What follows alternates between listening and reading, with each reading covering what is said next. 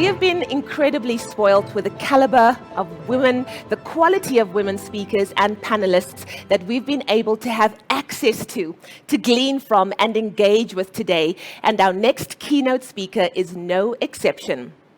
I am incredibly excited to announce the phenomenal Miss Irene Charnley on the WIT 2021 stage, speaking to us on a topic that is current and vitally important to all women to be talking or thinking about, and that is the topic of gender equality. Now, she's hailed as one of Africa's most successful business leaders on the continent. A former trade unionist, Miss Irene Charnley, first made her mark on the African business community as a negotiator for South Africa's National Union of Mine Workers, where she spent 13 years coordinating various divisions of union operations. Until recently, Irene was the deputy chairman and served as CEO of Smile Telecoms Holdings, a Mauritius-based Pan-African telecommunications group, which she founded with operations in Nigeria, Tanzania, Uganda, the Democratic Republic of the Congo, and South Africa. During her tenure, Irene is credited for leading the company in the innovation and pioneering of Africa's first 4G LTE network infrastructure. Awarded Businesswoman of the Year in 2000, voted one of the top 50 businesswomen outside the United States by Fortune magazine, and just last year listed on Africa's 50 most powerful women list by Forbes. Ladies and gentlemen, please help me welcome to the Women in Tech 2021 stage, the phenomenal Miss Irene Charnley.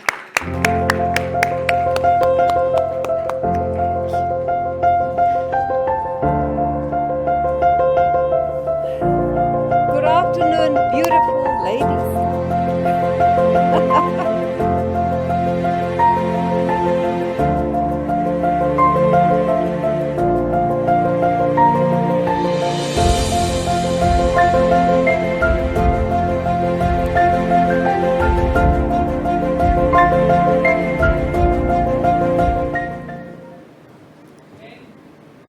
Good afternoon, esteemed guests, the SME top achievers, other SMMEs, and youth beneficiaries of the Youth Innovator Trust, esteemed fellow speakers, panelists and guests, ladies and gentlemen. On behalf of International Women's Forum of South Africa, I wish to thank Innovator Trust for hosting this 2021 Women in Tech Awards celebration. I really love the theme, Dare to Dream Again. Are you all dreaming again? But what we're going to achieve. So I really look forward to a very interactive session, and thank Tashlene Uester, CEO of Innovator Trust, for arranging this. So just a quick one. IWFSA is part of the International Women's Forum, which is a global organization of more than 7,500 members, all of whom are accomplished and diverse women leaders from around 36 nations across 6 continents. So as we tackle today's topic of what does equal look like and gender equality in South Africa, I would ask all of us to remember the women who have gone before us. Let us appreciate and renew our commitment to inspire change day after day until equality is attained for all women. The COVID pandemic has brought some of our strengths as a nation to the fore, but it has also exposed our inequalities and the effects of the persistent economic and social gaps. And it has exposed the pervasive pandemic which preceded it. Gender-based violence and femicide, which predominantly affects women, girls, and children. It has also brought issues of gender equality to the fore. Mothers continue to bear more of the burden at home than fathers, with women bearing the brunt of unpaid labor. School closures and household isolation move the work of caring for children from the paid economy, nursery schools, babysitters, to the unpaid one. Additional 4 hours are spent on childcare by women every day. and this excludes the 41% of women who are currently inactive from formal employment and are outside the labor market because of their unpaid care responsibilities. I don't need to recite the statistics on GBVF and the rise of domestic abuse cases during the pandemic in South Africa. We all know they are frightening and they are really alarming. So as we continue to work together to contain COVID, it is equally important that we work together to eradicate both GBVF and gender inequality. We know that there is a global recognition that the marginalization of women is an obstacle to economic growth. For me, the big question is, what have South African women's overall achievements been, particularly since we attained democracy 27 years ago? There is so much more to be done on these critical issues, such as gender equality and pay parity, women economic equality, women representation in leadership and executive positions.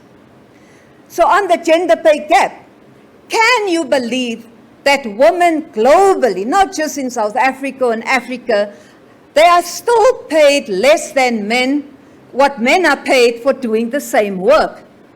We all know when both genders are valued equally, it's only then that we will know that there's equal pay for equal work.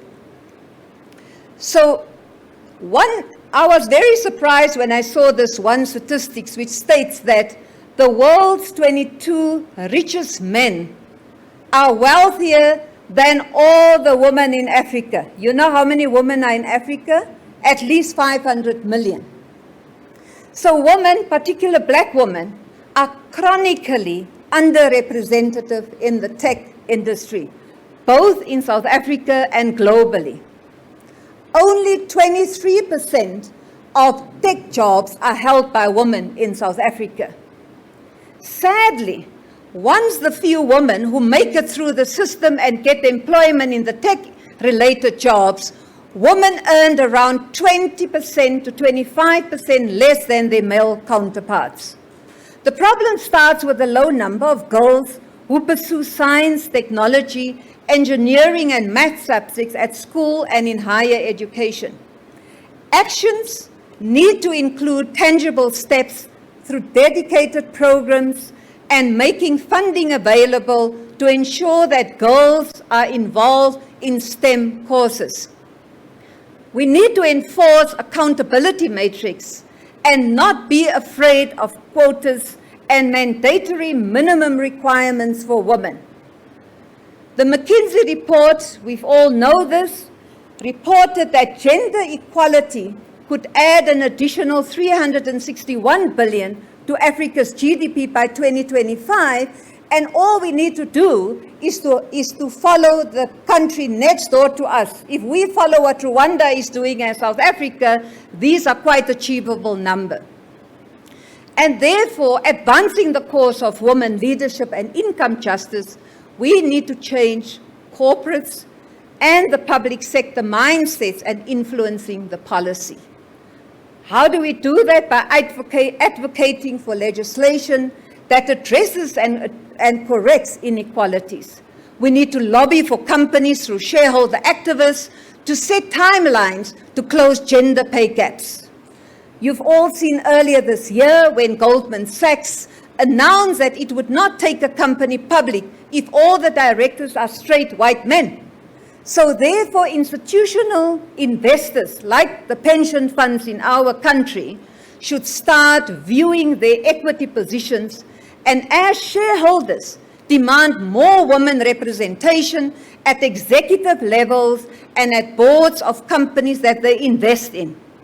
That's not just a nice idea to have, but evidence consistently shows more diverse companies yield greater financial performance. Politically, we all know our Rainbow Nation has made notable progress, though, and as arguably one of the most gender diverse parliaments in the world, ranking number 3 in Africa after Rwanda and Ethiopia, and 10th globally. However, our country still falls short of achieving gender parity. As we celebrate these achievements, the big challenge is how do we become more effective in inspiring change, not only in numbers, but also delivery. The key lies in the further economic empowerment of women, as clearly outlined by UN Women and championed by many, many women organizations. Women economic empowerment is central to realizing women's rights and gender equality. They say when women work, economies grow. So employers and business leaders, there's a number of questions I've asked where we need to ask ourselves, what are our diversity and inclusion strategy? There's a number of things. Do we have a focus on women just as much as we have a focus on, for example, race and disability? How do our stated values and culture measure up to the realities of women in our workplace? These are questions we ask. We need to ask, are we caring? Are we respectful? Are we inclusive? Do we have integrity? Do we know the views of women? Do we act on them and change what needs to be changed? Do we know why women leave our organizations? By conducting open and honest exit interviews.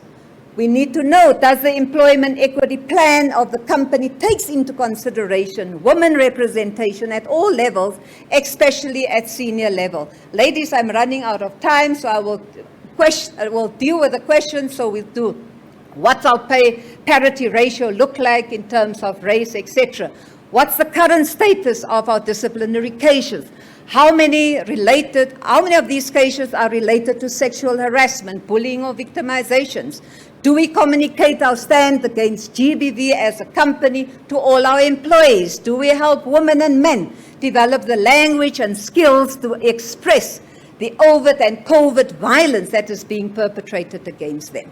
So questions we have to ask, do we have a hotline to report cases of GBV for our employers anonymously if needs be? Do our corporate social responsibility efforts include a GBV focus? So the question we have to come back to the topic is, what does equal look like?